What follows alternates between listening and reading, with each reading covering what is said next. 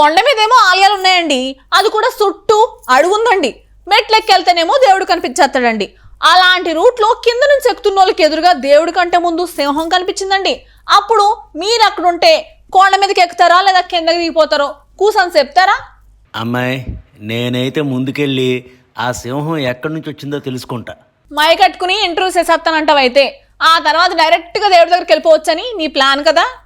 అదేందమ్మాయి, ముందు కొండ మీదకి టెన్షన్ లేకుండా వెళ్ళాలంటే సింహం ఎక్కడి నుంచి వచ్చిందో చూడాలి కదా. అంత అవసరం లేదు, కానీ అది ఎక్కడ జరిగిందో తెలుసుకో ముందు.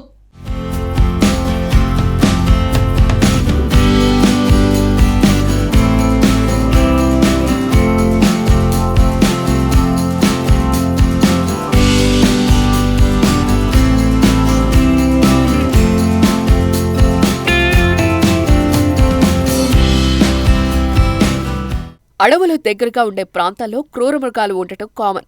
దగ్గరగా ఉండే ఊళ్ళలోకి చిరుతలు, తోడేళ్లు, ఎలుగుబంట్లు రావటం చూస్తూనే ఉన్నాం.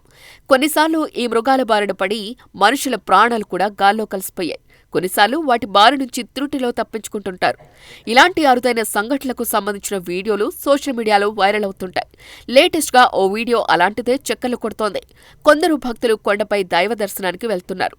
అదే టైంలో ఓ సింహం సడన్ గా ఆ మెట్ల మార్గంలోకి ఎంటర్ అయింది.